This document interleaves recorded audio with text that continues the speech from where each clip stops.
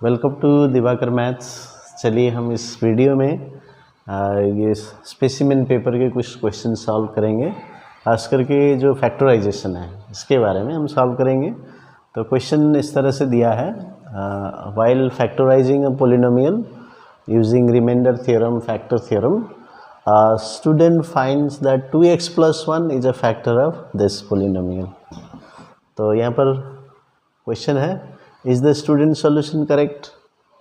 तो चलिए चेक करते हैं। तो अभी यहाँ पर जो फैक्टर दिया है 2x + 1 है ना, क्योंकि ये फैक्टर है तो इसको ज़ीरोज़ भी बोलते हैं। तो इजिकल टू 0 ले लेंगे तो 2x = -1, x = -1/2। तो x का वैल्यू -1/2 होने से इसका जो है फैक्टराइज होगा तो इसका रिमाइंडर जो है वो 0 आएगा। इसका मतलब f -1/2 0 आना चाहिए। सो यदि फैक्टर है तो रिमाइंडर 0 आना चाहिए, है ना। जैसे 2 से 8 डिवाइड करते हैं तो 0 आता है, तो रिमाइंडर 0 आ गया। इसका मतलब 2 is the factor of 8, that means 2 can divide 8। तो वही कॉन्सेप्ट है। तो इसलिए जो x का वैल्यू इसमें पुट कर देंगे। यदि 0 आता है तो वो फैक्टर है, नहीं आता है तो फैक्टर नहीं है। अभी स्टूडेंट ने बोला है 2x + 1 फैक्टर है, तो है कि नहीं यहाँ पर पूछ रहा है। तो इसलिए हम ये वाला वैल्यू पुट कर देंगे, x के बदले में -1/2। तो इसलिए -1/2 हम इसमें पुट कर देंगे। तो fx क्या है, तो यहाँ पर लिख लीजिए पहले fx, या पॉलिनोमियल px भी लिख सकते हैं। 2x³ + 7x² + 2x - 3। तो अभी हमें क्या करना है, जहाँ जहाँ x है वहाँ पर -½ पुट करना।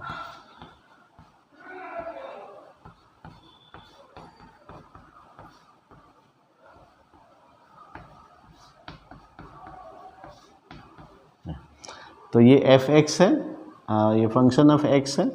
तो f -½ मतलब जहाँ जहाँ x है वहाँ पर -½ पुट करना है। तो 2x³ मतलब 2 -½ क्यूब, 7x² 7 -1/2² + 2 1/2 -1/2 -3।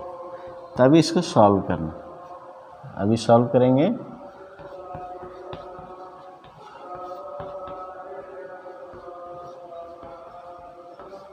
-1 -3।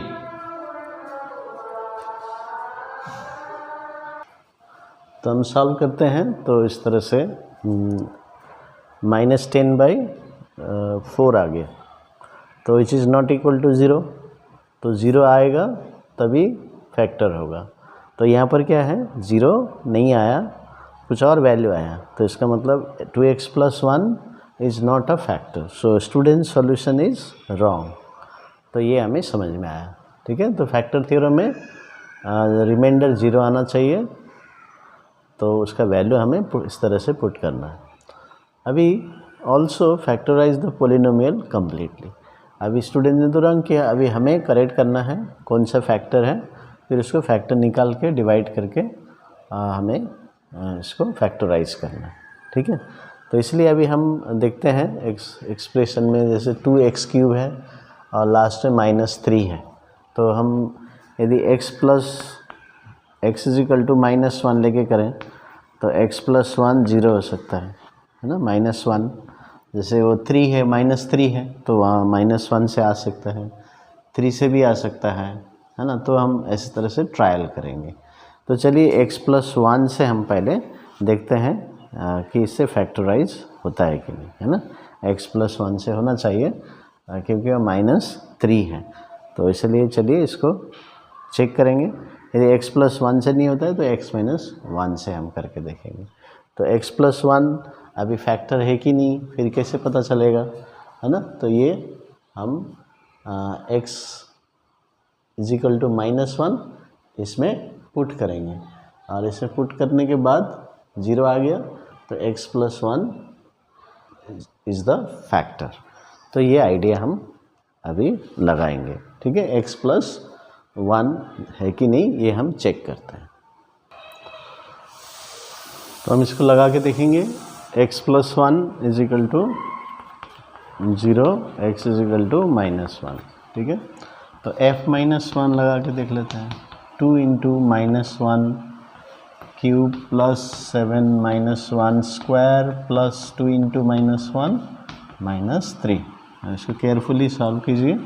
-1 रहेगा, ये प्लस 7 इंटू 1 -2 -3, सो -2 प्लस 7 -5, तो ये 0 आ गया।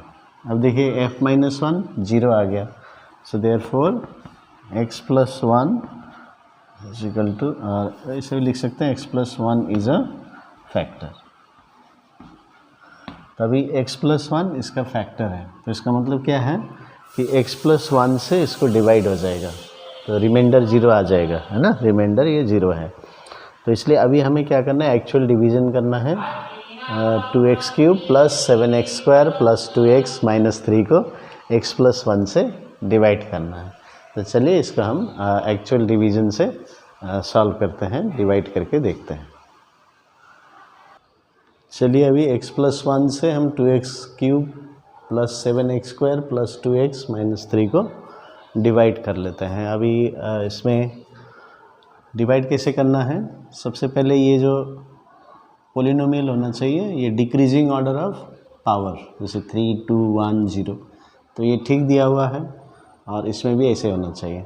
तो सबसे पहले इसका कोफिशिएंट क्या है, 1 है, और इसका कोफिशिएंट है 2 है। तो हम क्या करेंगे 2, ताकि यहाँ 1 इंटू 2 आ जाए, और यहाँ x है और यहाँ x क्यूब है, तो x क्यूब लाने के लिए हमें x स्क्वायर से इंटू करेंगे, क्योंकि x इंटू एक्स स्क्वायर करने से x क्यूब आ जाता है। तो अभी x into 2x square 2x cube हो जाएगा। फिर इसके साथ भी करना है, प्लस 1 इंटू 2x स्क्वायर, तो 2x स्क्वायर आएगा, और ये x स्क्वायर है और ये भी x स्क्वायर, सेम पावर वाले वेरिएबल के साथ, टर्म्स के साथ लिखना। ये सो 1 इंटू 2x स्क्वायर प्लस, तो ये x स्क्वायर है, इसके नीचे ही x स्क्वायर लिखना है। अभी इसको सब्ट्रैक्ट कर देंगे, तो साइन चेंज कर देंगे, यहाँ प्लस है तो माइनस, यहाँ प्लस है तो यहाँ माइनस, इसका नहीं देखना है, नीचे वाले का साइन देखना है, प्लस तो माइनस, तो ये कैंसिल हो गया, तो ये 5x स्क्वायर आ गया। अभी इसको ड्रॉप कर देंगे, तो दोनों को ड्रॉप कर दीजिए। अभी फिर सेम प्रोसेस हम लगाएंगे। अभी यहाँ 1 है, यहाँ 5 है, तो प्लस 5, और x यहाँ पर है और यहाँ x स्क्वायर चाहिए, तो x के साथ इंटू करेंगे, तो 2x स्क्वायर प्लस 5x, तो ये आ गया। अभी 5x के साथ इंटू करते हैं, तो क्या होगा, x into 5x 5x square, और 1 इंटू 5x हो जाएगा प्लस, तो x वाले के साथ लिखना। फिर साइन चेंज कर देंगे, कैंसिल हो गया, तो -3x -3, इसको ड्रॉप करेंगे। अभी यहाँ पर x है, यहाँ पर 1 है, यहाँ पर -3 है, तो -3 लेना पड़ेगा, और यहाँ x, यहाँ भी x है, तो x इंटू -3 करेंगे तो -3x आ जाएगा। तो यहाँ पर x नहीं लिखना है, यदि यहाँ x लिखेंगे तो x इंटू x स्क्वायर हो जाएगा, क्योंकि एक ही x है तो ये इसी से हो जाएगा, तो यहाँ पर सिर्फ नंबर लिखना है, तो -3x प्लस 1 -3 साइन चेंज कर देंगे, ये माइनस है तो प्लस, माइनस है तो प्लस, तो देखिए 0 आ गया। तो इसका मतलब क्या हुआ कि x plus 1 is the factor. पहले हमने प्रूव किया, अभी देखिए 0 भी आ गया। तो अभी ये जो डिवाइज़र है और एक क्वोशिएंट है, तो ये दोनों इंटू करेंगे तो ये आएगा। तो इसका मतलब है this 2x cube plus 7x square plus 2x minus 3 is equal to x plus 1 2x square plus 5x minus 3। तो देखिए अभी हमने इसको फैक्टराइज कर दिया, 2 टर्म आ गए। अभी फैक्टराइज कम्प्लीटली बोला है तो इसको भी हम फैक्टराइज करेंगे, मिडिल टर्म स्प्लिटिंग करके हम इसको करेंगे। सो 2 इंटू 3 6 माइनस 6 आ रहा है, और इंटू करने से माइनस 6 और ऐड करने से 5। तो क्या हो सकता है, इंटू करने से 2 इंटू माइनस 3 माइनस 6 और प्लस करने से 5 आएगा, है ना। तो क्या होना चाहिए अभी सोच लीजिए, 2 इंटू माइनस 3 करने से माइनस 6 आ रहा है, और 2 नंबर ऐड करके फिर 5 आना चाहिए। तो क्या क्या नंबर हो सकता है, तो हम देख सकते हैं 6 और 1। 6 इंटू माइनस 1 करेंगे तो माइनस 6 आ जाएगा, और 6 प्लस माइनस 1 करेंगे तो 5 आ जाएगा। तो इसका मतलब 2x स्क्वायर, तो इसको हम ब्रेक कर देंगे 6 माइनस 1, तो 6 1 माइनस 1x। तो 6 इंटू माइनस 1 माइनस 6 और 6 माइनस 1 5 आ गया।